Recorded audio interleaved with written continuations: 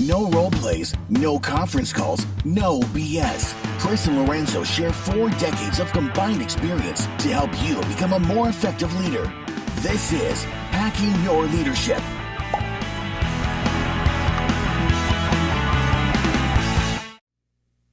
Welcome to Hacking Your Leadership. I'm Chris. And I'm Lorenzo. And Lorenzo, on this episode, we're going to be doing part 2 in our 3-part series on employee engagement and on the different kind of types of employees that may need different levers moved with regard to, lifting employee engagement.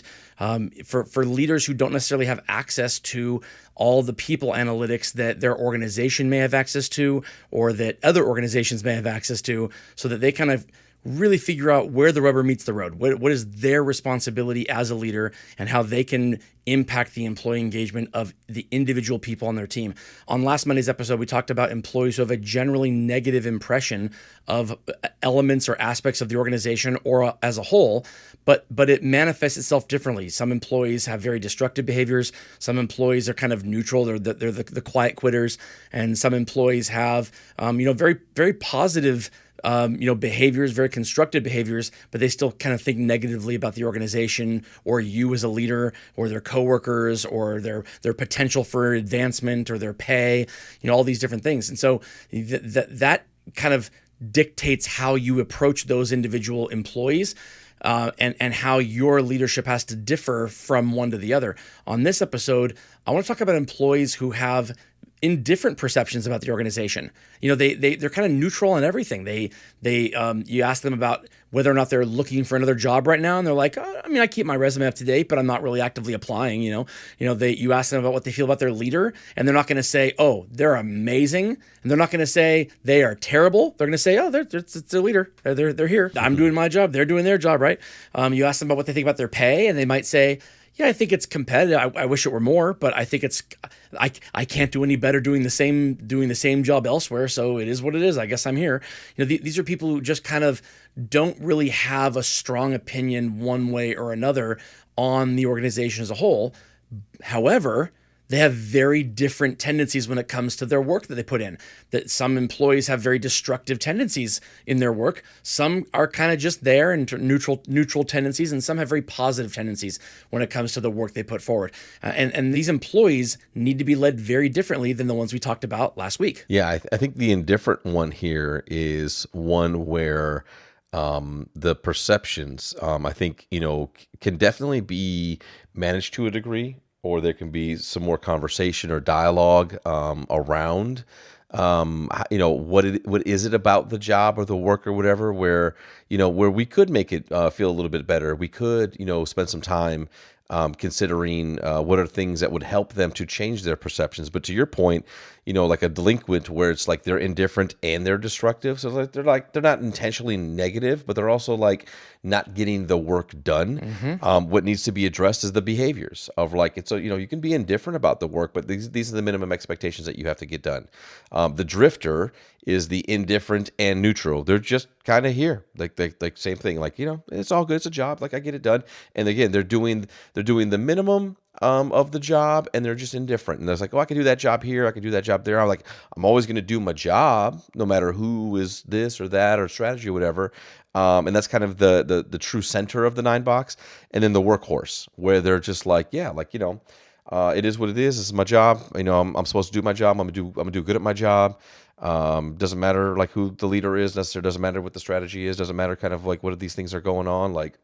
No matter what job I have, I'm going to do good at it, and so they're not really fully involved or fully engaged in maybe some of the bigger picture, some of the bigger work, but they consistently and constantly get work done, but they're not negative. They're just kind of there. Where I see this is the disconnect between the perception and the behavior.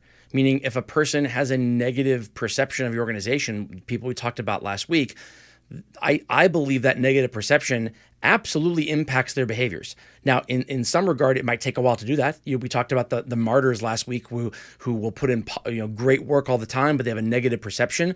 And I firmly believe that is a temporary situation, that a person can't do that for a long period of time. Eventually, their work will drop because of that negative perception. And then next week, we'll talk about people who have a very positive perception. This week, when we talk about people having different perceptions, to me, that disconnects the two. It's saying that regardless of how I feel about the organization, I don't have strong opinions one way or another. So whether I am a destructive or constructive person with regard to the work that I put in is largely more about who I am. What my tendencies are is my person as a whole, independent of the organization I work for.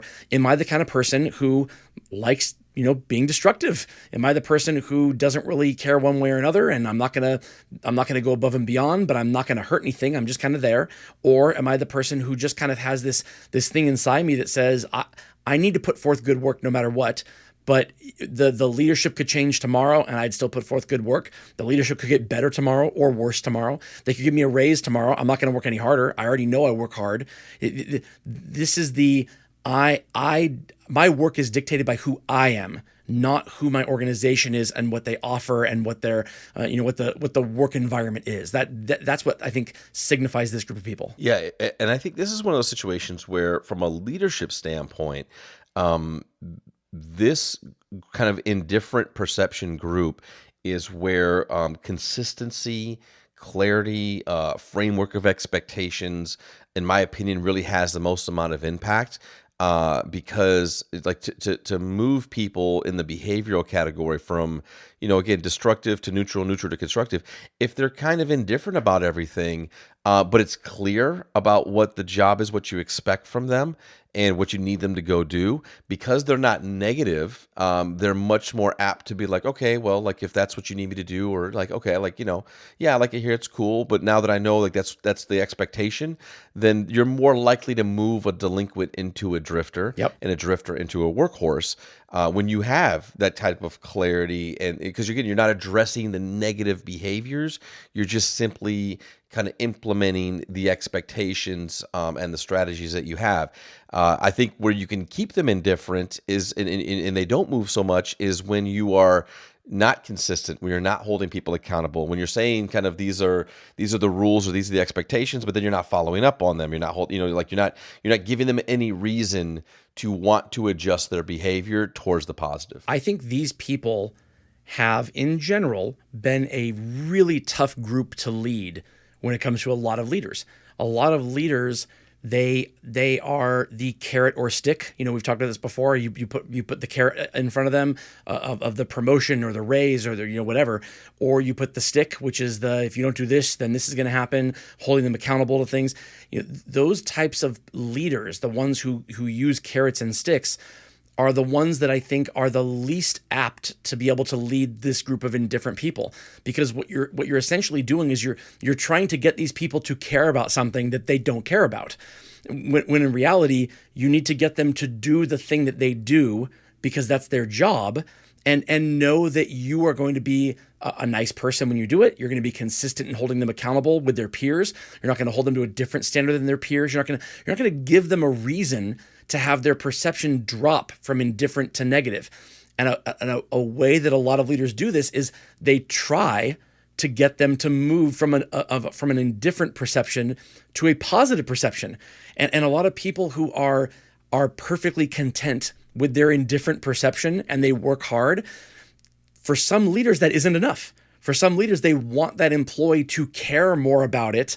It's not just enough to get the job done, and that can actually hurt that person's productivity and their engagement over time when they just don't have that same level of buy-in that the leader does. This is when leaders project their own, kind of level of commitment to the organization. They want their employees to feel the same thing.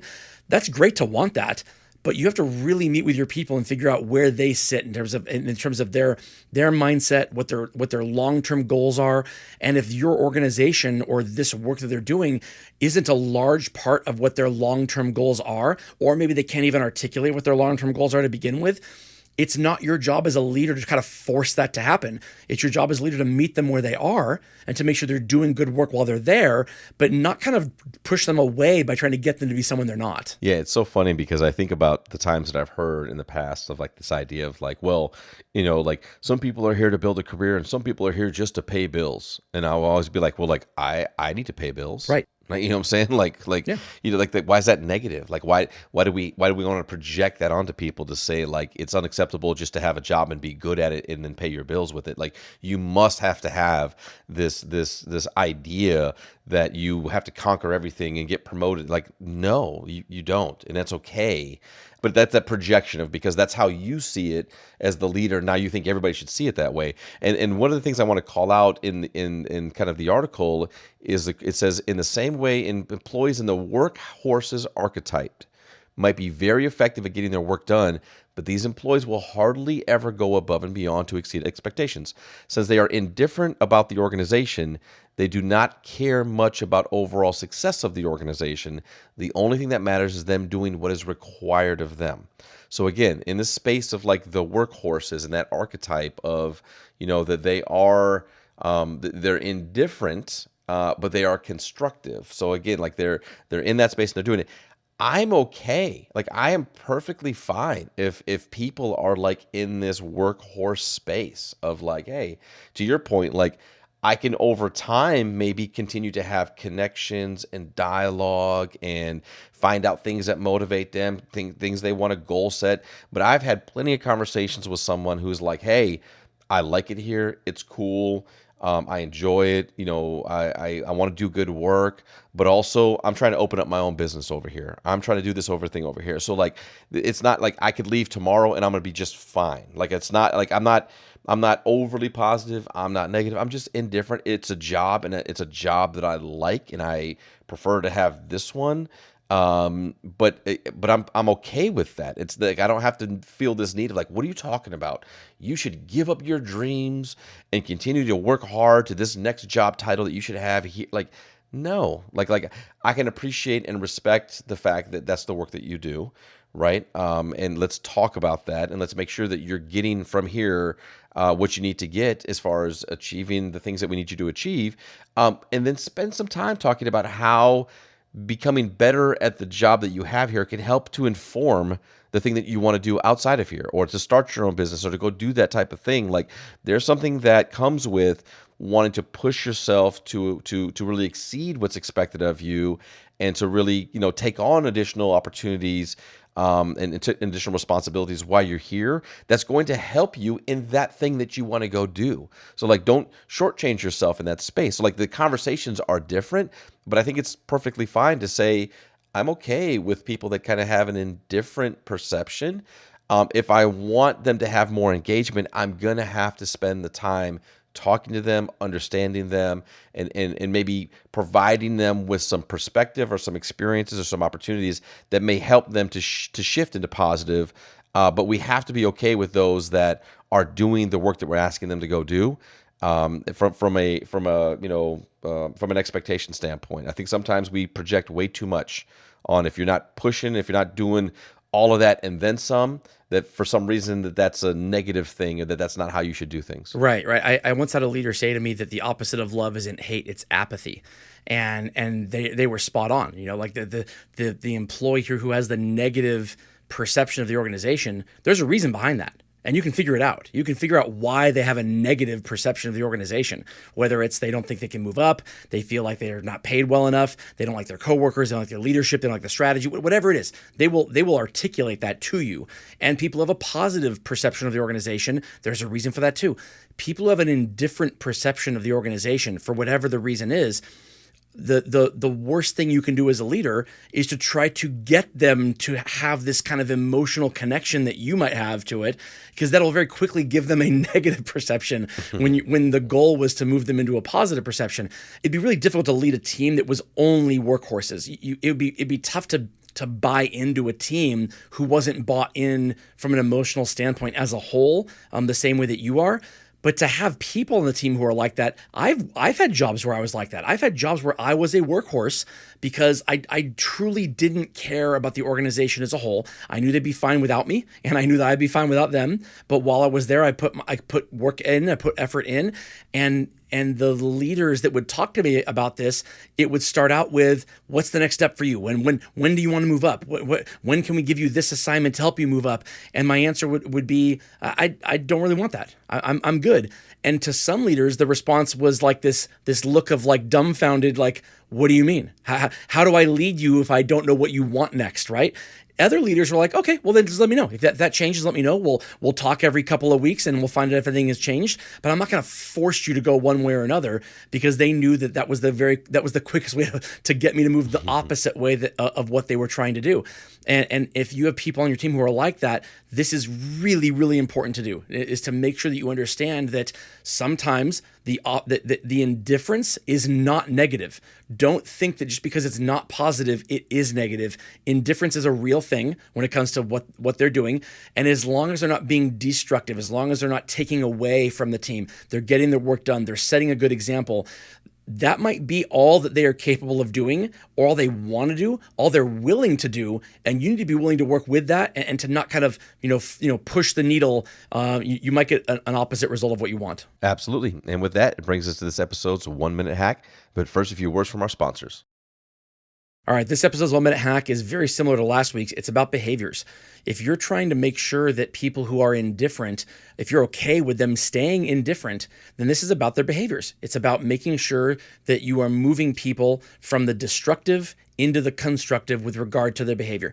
And the way to do that without giving them a negative perception about the organization, the way to do that while keeping them indifferent in terms of their perception or potentially moving them into the positive, is to make sure that the accountability and the expectations and the training and the talks and the one-on-ones that you do are objective and consistent with them and their peers across the board.